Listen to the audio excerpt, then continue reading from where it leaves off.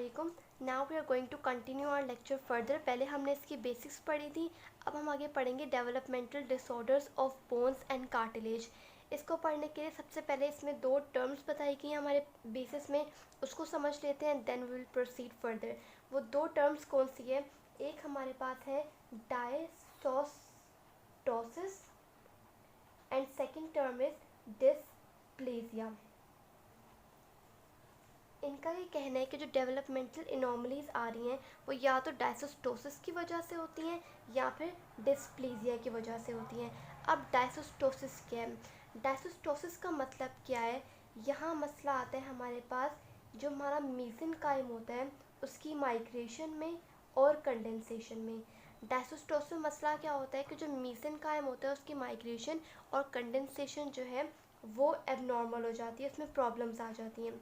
जबकि डिस्प्लेजिया में क्या आता है, जो हमारा बोन और कार्टिलेज होता है उसकी जर्नलाइज्ड डिसऑर्गेनाइजेशन हो जाती है। ग्लोबल डिसऑर्गेनाइजेशन ऑफ बोन और कार्टिलेज को हम कहते हैं डिस्प्लेजिया। नाउ अब डेवलपमेंटल एनॉमलीज में सबसे पहले हमारा कॉज क्या है कि अगर मसला जो है वो न्यूक्लियर प्रोटीन्स और ट्रांसक्रिप्शन फैक्टर्स में होता है तो क्या मैनिफेस्टेशंस होती हैं। तो इसमें हमारे पास दो एग्जांपल्स आती हैं। Number 1 is brachydactyly and number 2 is cleidocranial dysplasia. सबसे पहले हम पढ़ेंगे what is brachydactyly. It is very simple. इसमें क्या होता है, सबसे पहले हमें दो बातें पता होनी चाहिए, एक म्यूटेशन क्या है इसमें और पेशेंट प्रेजेंट कैसे करेगा। तो इसमें म्यूटेशन आती है हमारे पास किसमें? होम्योबॉक्स जीन में। What homeobox gene? HOXD13 gene. Hox D13 gene में इसमें हमारे पास क्या आती है? म्यूटेशन आती है। और पेशेंट प्रेजेंट क्या करता है कि जो ग्रेट टो होता है और जो थंब है उन दोनों की जो टर्मिनल फेरेंचेस होती हैं वो छोटी रह जाती हैं। फॉर एग्जांपल यहाँ मैंने एक पिक्चर ली है लाइक दिस। यहाँ पे क्या, जो थंब है उसकी टर्मिनल फैलिंग्स है ये शॉर्ट है। तो ब्रैकिडेक्टाइली में इस तरह की मैनिफेस्टेशंस आती हैं।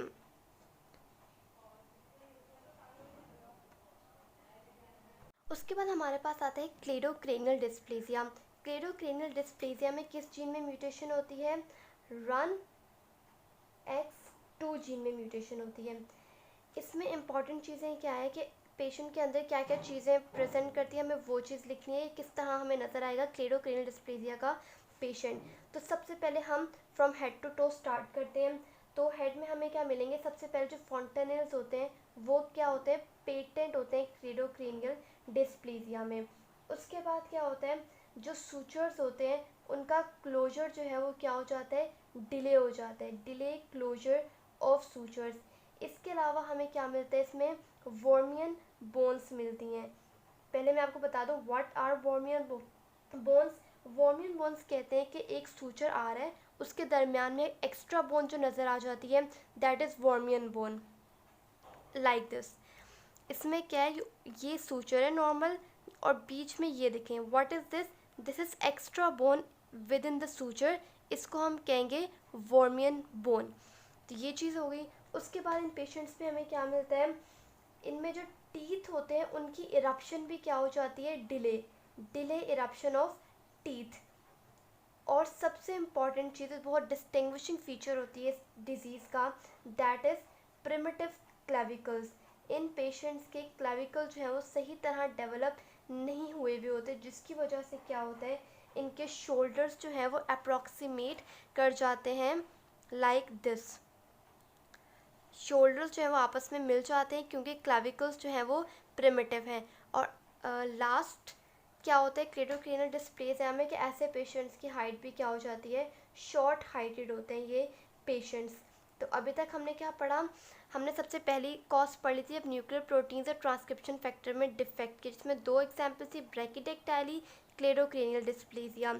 इसमें होम्योबॉक्स जीन की म्यूटेशन थी, इसमें RUNX2 जीन की म्यूटेशन है। इसमें हमारे पास ग्रेट टोर थंब की टर्मिनल फैलिंग्स शॉर्ट थे और इसमें ये सारे हमारे पास फीचर्स आते हैं, जिसमें मोस्ट इम्पॉर्टेंटली याद रखना है प्रिमिटिव क्लेविकल्स होते हैं। Now we are proceeding towards the second cause. अब मसला कहाँ पे आ रहा है? मसला आ रहा है हार्मोन्स में और सिग्नल ट्रांसडक्शन प्रोटीन्स में। ठीक है, इसमें हमारे पास दो एग्जांपल्स होती है। नंबर 1 इज़ एकॉन्ड्रोप्लेजिया और इसके बाद हमारे पास होती है थैनाटोफोरिक डिस्प्लेजिया। पहले हम पढ़ते हैं व्हाट इज़ एकोंड्रोप्लेजिया। एकोंड्रोप्लेजिया के बारे में कहा जाता है कि it is the most common skeletal dysplasia and a major cause of dwarfism. Major cause of dwarfism is achondroplasia. अब हम इसमें 3 चीज़ें पढ़ेंगे। म्यूटेशन कौन सी होती है, व्हाट इज़ द पैथोजेनेसिस, और फीचर्स क्या होते हैं पेशेंट के। सबसे पहले म्यूटेशन क्या होती है इसमें हमारे पास म्यूटेशन होती है फाइब्रोब्लास्ट ग्रोथ फैक्टर रिसेप्टर 3। और म्यूटेशन होती कौन सी है, गेन ऑफ फंक्शन म्यूटेशन होती है। अब हमें पता होना चाहिए कि नॉर्मली इस जीन का, इस रिसेप्टर का क्या काम होता है। नॉर्मली क्या होता है, जब भी हमारे पास फाइब्रोब्लास्ट ग्रोथ फैक्टर जाके अपने रिसेप्टर पे लगता है तो ये इनहिबिट कर देता है क्या, एंडोकॉन्ड्रल ग्रोथ को। अब यहाँ पे हमारे पास क्या हो गया है कि इस रिसेप्टर में गेन ऑफ फंक्शन म्यूटेशन आ गई है, जिसकी वजह से इसकी इनहिबिशन जो है वो बहुत ज़्यादा स्ट्रॉन्ग हो गई है। और जब इनहिबिशन स्ट्रॉन्ग हो जाएगी इसका मतलब क्या है कि हमारे पास जो ग्रोथ है वो क्या हो जाती है, सप्रेस हो जाती है। इसलिए हमारे पास किस तरह के फीचर्स आते हैं एकोंड्रोप्लेजिया में, या हम एक पिक्चर से समझते हैं। दीज आर द फीचर्स जो हमें एकोंड्रोप्लेजिया के पेशेंट्स में दिखते हैं। सबसे पहले क्या होगा, इनके हेड इनलार्ज होगा विच इज़ नोन एज मैक्रोसेफेली। उसके बाद जो है फ्रंटल बॉसिंग होगी। उसके बाद जो नेज़ल ब्रिज है ये भी डिप्रेस हुई होती है ऐसे पेशेंट्स में। और मोस्ट इम्पॉर्टेंट चीज़ क्या होती है इसमें, राइजोमीलिया। राइजोमीलिया क्या होता है कि जो प्रॉक्सिमल एक्सट्रीमिटीज़ होती हैं वो शॉर्ट होती हैं। अच्छा, ऐसे पेशेंट की ख़ास बात ये होती है कि इनका जो ट्रंक का साइज़ होता है ये नॉर्मल होता है, लेकिन इनकी लिम्स जो हैं ये शॉर्ट होती हैं। इसके अलावा जो इनमें क्या होता है, जो टिबिया वगैरह होते हैं इनकी बोइंग बहुत ज़्यादा प्रोमिनेंट होती है। और एक और स्पेसिफिक फीचर इसमें होता है ट्राइडेंट हैंड। इनकी ये 2 फिंगर्स और ये 2 फिंगर्स जो हैं ये आपस में मिली हुई होती हैं, and this feature is known as trident hand. अब फीचर्स कर लिए हमने एकोंड्रोप्लेजिया के। एक चीज़ जो है मैं बताना भूल गई कि रेडियोलॉजिकली एकोंड्रोप्लेजिया का एक बहुत ही ख़ास फीचर होता है। अगर हम पेल्विस का एक्सरे देखें तो उसमें हमें पेल्विस की ख़ास किस्म की शेप नज़र आती है जिसे हम बोलते हैं शैम्पेन ग्लास पेल्विस।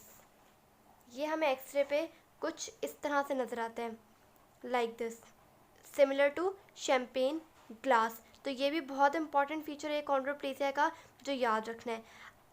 अब हम आगे चलते हैं थैलेटोफोरिक डिस्प्लेजिया पर। थैलेटोफोरिक डिस्प्लेजिया इज़ वेरी इजी। इसमें आपको क्या याद रखना है, सबसे पहले आपको याद रखना है कि म्यूटेशन किस में होती है। इसमें mutation fibroblast growth factor receptor 3 में म्यूटेशंस होती हैं, ठीक है। और इसमें फ़ीचर्स क्या होते हैं, हम इसके फ़ीचर्स को भी एक पिक्चर समझने की कोशिश करते हैं। दिस वन, सबसे पहले आप क्या देख रहे हैं कि इसकी जो लिम्स हैं ये एक्सट्रीमली जो है वो शॉर्ट है लिम्स। तो ऐसी लिम्स को हम क्या बोलते हैं, माइक्रोमीलिया बोलते हैं।